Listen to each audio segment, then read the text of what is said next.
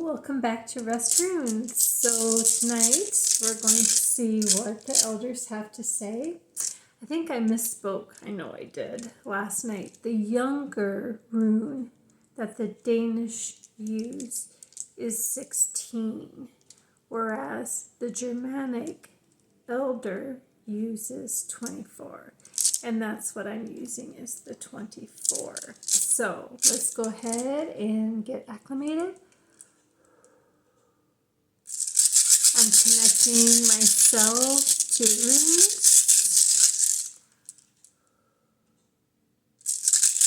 Elders, ancestors, what would you have us know this evening? Okay, we have the physical plane, we have the emotional, mental plane in the red, and we have the spiritual plane on the white. So here we go. Elders, what would you have us know? Okay, you know the drill. We take all the pieces that are not face up, where I can see their letters. This is a diagonal, but it is not forward facing. So that is going back in the bag. Okay. Next, we take 1 through 8, 9 through 16, 17 through 24. That's how I read them. That's how I was taught to read them, so I continue with that tradition. That looks like that. Some alphabets are really tough to decipher. They're so close on the runes. And so I really have to kind of look at them a little more precisely. So that is right, and this would be here. And then this is correct. And then this is Jera, so that falls into here.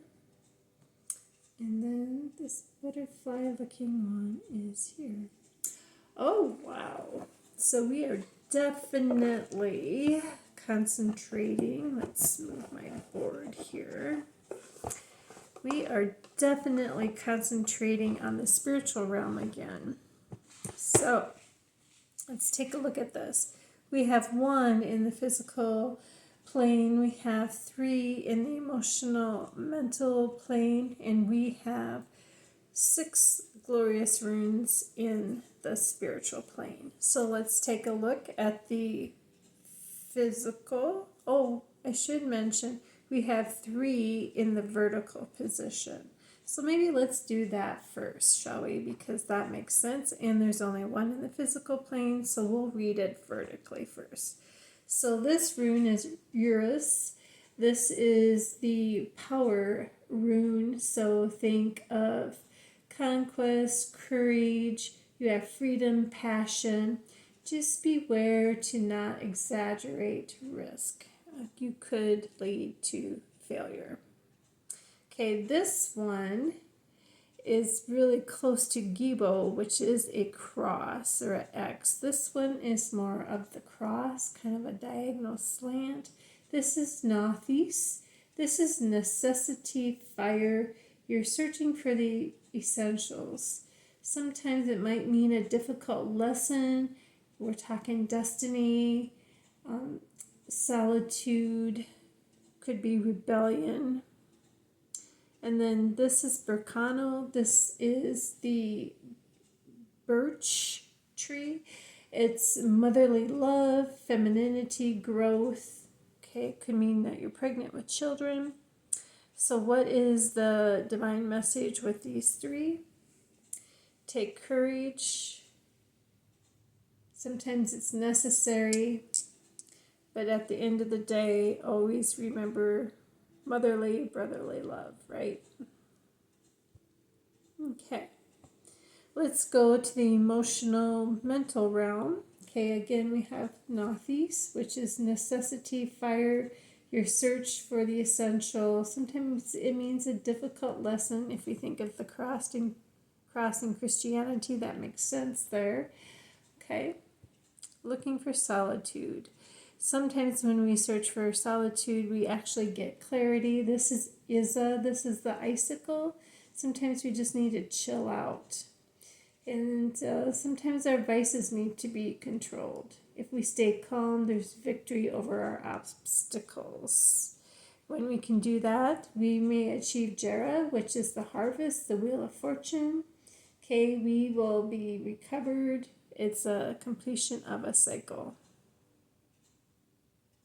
Okay, so sometimes it's necessary to seek solitude, to get clarity, so that we can reap our harvest.